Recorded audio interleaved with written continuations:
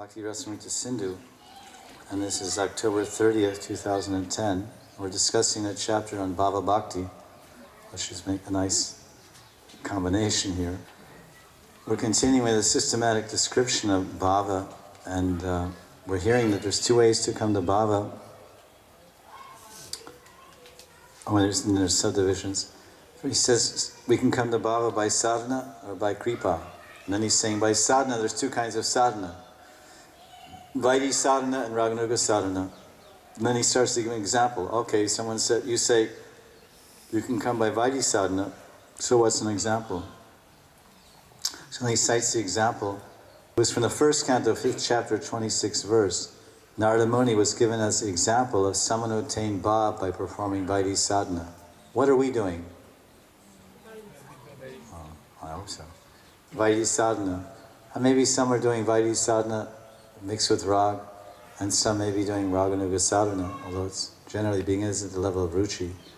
Genuine execution of rag bhakti in its truest form will actually begin at ruchi, the level of ruchi, which is not so easily attained. And one may have attained that level of ruchi in his last life. So right from the very beginning, although he has some anarthas, otherwise he wouldn't have this life and a body. So he has some anarthas, so he's beginning to practice Raganuga Bhakti at the stage of anartha nivritti. This is the funny part that people get confused. Because in the last life, we take another birth, but we came to the platform of ruchi to some extent. So then in this life, immediately we become attracted to Radha and Krishna Vrindavan, and we become associated with such sadhus, and we have a natural attraction for these things, and steadiness is very easily within short time we become very steady because we achieved nishta in our last life.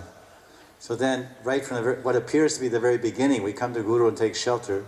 Within a few weeks or a few months, we can actually practice Raganuga sadhana bhakti because of our previous samskaras and associations with bhakti in the last life. But that's rare.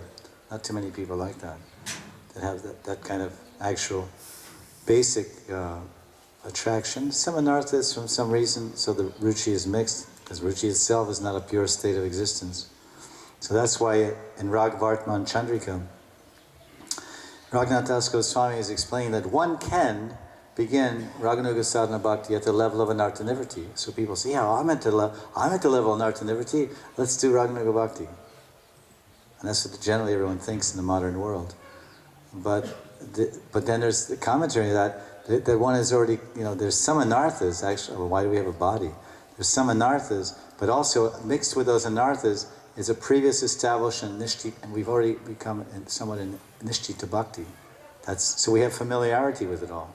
See, some people at a very young age, they just come right, they're just young. So they come right into Krishna consciousness, and they naturally hear these kathas, and they naturally take up this process. Most of us are fighting with the mind and senses. Majority of people are just a heavy fight with just lethargy, ignorance, lust, greed, and these type of things. So then that type of person, and Vishnu says this is the exception. It's a very exceptional case, but that's what people get confused. And generally, one will take up rag at the level of nishta, and then seriously at ruchi. So he cites Narada Muni as telling that this is an example. I think I read that about he got the anugraha from the great devotees. Every day, by the mercy of the sages who were reciting Harikatha, I would hear those topics, and by their mercy I attained bhava. So we are practicing Vaidhi sadhana, so we too can also attain. By practicing Vaidhi sadhana, we will attain bhav. But then that bhav, unless we have some different association and modify our bhajan, the Vaidhi sadhana going to bhav will take us to Vaikuntha. That bhav will take us to Vaikuntha and the worship of Vishnu. Or, a very interesting twist, that Vishnu Chakravarti tells that if someone is, it's very kind of problematic for Krishna, if someone is practicing Vaidhi Bhakti, but he's worshipping Radha and Krishna, but he's not following the Braja Gopis, he's not following a Ragatmika Jana, he's not following any Rasik Vaishnava in this world, he's very clearly following Vaidhi sadhana, but he likes Radha and Krishna, and he reads about them, and he worships them, then he can come to bhava, and he can come to prema by that process, and he will go to Goloka Vrindavan, But this is the twist. At least Vishwanath explains this. And this is also supported in Brihad Bhagavatamrita, Bhakti Rasamrta Sindhu, and the commentary also on Srimad Bhagavatam, 10th canto, chapter 28. He explains how there's two Goloka Vrindavans, if you weren't confused enough already. I thought it was just going back to Godhead. I mean, chant Hare Krishna, be happy, take prasad. I mean, it told me like that when I joined, and then, as the days went by, it became not so much Hare Krishna chanting and not so much prasadam, and Sunday feasts were less and less, because Sunday election only comes once a week, and I thought the feast was every day, and it's only once a week. Now the temple has no money, so it's once a month. And and chanting, be happy. Yeah, okay, sometimes I chant, and sometimes I'm happy, but a lot of times I chant, I'm not happy at all. I'm not even happy to chant. I don't even want to chant. What does it speak about making me happy? I'm miserable. And I used to go back to Godhead, and now I find out that there's two Godheads. Which Godhead do you want to go back to? You want to go back to the diamond-studded mukut crowned God with that on his head, or do you want to go back to the God? You want to go back to the God that has a chudamani, has a top knot with some bakul flowers and a peacock feather stuck in it. Madhurya Mahi Bhagavan or Aishwarya Mahi Bhagavan. So because that's the two divisions. There's Aishwarya Mahi Vrindavan, Goloka Vrindavan, and there's Madhurya Mahi Goloka Vrindavan, and there's a Radha and Krishna in both, and all the parishads are there, but there's some different leelas that don't take place, and the access and the intimacy and all these things are not there. It's very much you exist. You go there and engage in dasya seva, like service of like deity service, but you go and make some garlands and you bring them to Radha and Krishna and they wear them. But as far as Nikunja Seva or Madhurya Seva or any of these things, or Sakhi Ras and Vatsali Ras, it's not there. It's not available. Very, very curious place. Very little detail is given, just some that has to be realized, I suppose. But why would one want to realize that? Why would one want to do bhajan and realize the intricacies of that location of Aishwarya Goloka Vrindavan, unless he wants to go there? And none of our acharyas who are existing on the other side of the road, they're existing in Madhurya Mahi Goloka. They're not telling much about it because they're not trying to encourage anyone to go there. You see, but they're letting us know that be careful, Savadan. It's okay, it's nice to do Vaidhi Sadhana, but Chaitanya Charitamrita says you can do Vaidhi Sadhana for millions of lifetimes and not go to Braja Gokul with Radha Krishna, Holy Hey, and Jal Keli, and Nikunja Yuno Rati Keli Siddha Yayali Viryutak Pekshaniya. Nikunja Seva, Jaya Radha Madhava Kunja Vihari Leela Praveshani. Everywhere it says you must follow the Brajajanas, must follow the Brajajanas. But Rupa Goswami is saying, yeah, it's okay. You want, I want to attain Krishna Prema. You can attain Krishna Prema. Don't be sad. But then there must be we must tweak our bhajan. We must fine tune it, and that will come also by we're executing Vaidhi Sadhana. And interesting in Vishwanath when he gives a commentary, how did this Narada Muni attain bhava by sadhana? And I mentioned yesterday, he listened with rapt attention and taste to every word of Krishna Katha spoken by the great saints. It's not an easy, now that's a pretty good deal. I mean, a pretty good qualification. He's 5 years old. And usually 5-year-old children are so scattered. They're like monkeys. They sit here and then jump here and jump there. Play with this toy and drop that and play with this. Amazing. 5 years old and you can sit with rapt attention. Ratitu bhava evatra natu prema vidiyate. Mama bhakti pravritteti vakshyate sa yat agrata. Rupa Goswami Pad says that the word in the previous verse, rati, indicates bhava. It's just technical. He gives his own technical description. Because 2 verses later, the appearance of prema is indicated with the words, my bhakti, then a period. This is just, he's citing a verse from the Bhagavatam, then he's explaining a little bit that this verse is about Bhav, and how did Narada Muni attain Bhav for 4 months. Just see how powerful. Satam prasangam mamamirya samvido. How powerful is satsang? 4 months, Chaturmasya. 5-year-old boy, Chotalala, small boy. For 4 months he sits with these Paramahamsas, Mahabhagavats. So that's pretty good fortune. For 4 months he sits and he does menial service. He washes their plate or whatever, the leaf plates or the eating plates. He's washing their clothes, doing very humble, simple service. And he's a gentle boy, innocent, like a child. And he attracted their heart by his humility, by his service, by his gentleness. And he listened. And even he asked them, he said, listen, I'm a little child, and I don't know so much, but will you please give me your permission? May I sit with you all? May I sit with you and listen to your Hari Katha? So he said, all right, sit down.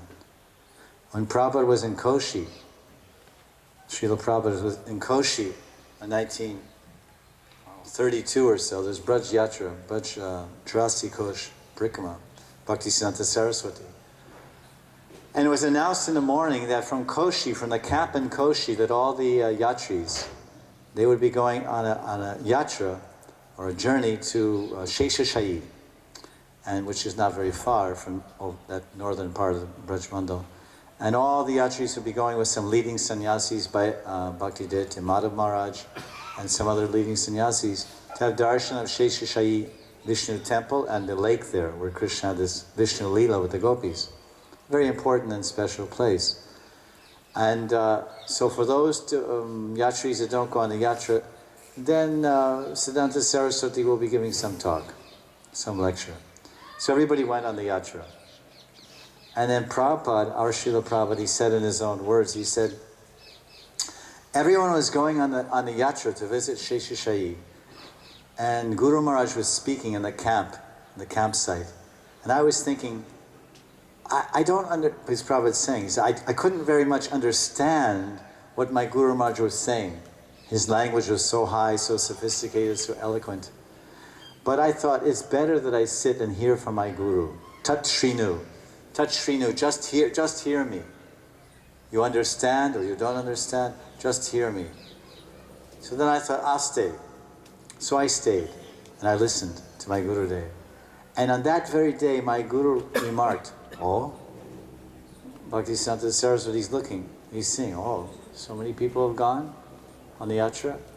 Oh, this gentleman has stayed here. Or maybe he was initiated by that time. Maybe not just initiated, around the same time. He said, oh, this Abai Day, he has stayed to listen. I'm marking him. I'm marking him. He hears very attentively. He hears very attentively. Prabhupada tells us in Leelamrita, my Guru Dev marked me that I like to hear. Although he didn't understand. Prabhupada said he didn't understand. So we accept that. So in the same way, Narada Muni asked the sages, please bless me that I can let me just sit here and listen. Yes, you sit, you're a good boy. So he's sitting. He's not like, I don't know what they're saying. I don't know English. I don't know Hindi. So Narada Muni, he heard very attentively. And it says, with rapt attention and taste to every word. And after only 4 months of hearing from them and doing some menial service, some Vaidhi sadhana, Shravanam Kirtana Vishnu Smaranam, he was doing Padasevanam. What's Padasevanam? Padasevanam is Vaidhi sadhana, serving the lotus feet. Vapu Seva, Vani Seva, he was doing Vapu Seva, the Mahabhagavats. He was washing their clothes, maybe pressing their feet or cleaning their utensils or after their prasad. So this is Seva, Vaidhi sadhana. He was hearing with rapt attention, Harikatha.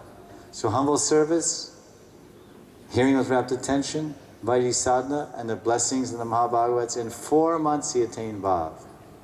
That's what's being told in Srimad Bhagavatam, 1st Canto, Chapter 3. So this particular example is given by Rupa Goswami in this Bhakti Rasamrta Sindhu to show us the power of Vaidhi sadhana. It is powerful. Shravanam Kirtanam. This is right. This is the basis, the foundation. Hearing. He did hearing. He did Shravanam and Padasevanam. Maybe he was chanting here and there, singing here and there, a little bit, the boy. But his main thing was two things: Padasevanam, serving the Vaishnavas for 4 months in the rainy season, and hearing. Harikatha Shravan. Hearing the Harikatha. So when we hear this point from Srimad Bhagavatam, we say, wow, this is really powerful process. We can attain bhava bhakti for Krishna just by hearing and menial service in 4 months. 5 years old, I mean, see all the parameters here. A kid. But his attitude, what was his attitude? It was so wonderful. And his approach to the whole thing. It was all the chemistry was all fit together so perfectly. And we're like half asleep, and we're inattentive, we don't render service, and we don't hear what taste. He had this phrase, hanging on every word. He was hanging on every word I said. He was like, this. Open eyes, his eyes were open, seeing the Mahabhagavats, his ears were wide open, his heart was wide open, and his mind was wide open. Then everything went whoosh, right in and boom, bhava. We're 10 years, 20 years, 30 years,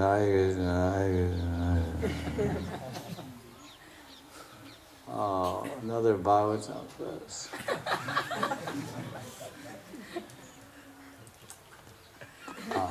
Yes. Oh.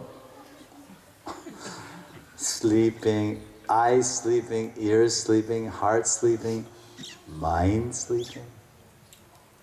Jeev jago, Gora Chandra vole, Kota nidra, jao maya, Pisha chirakole. Bhakti Rasamrta Sindhu ki jai.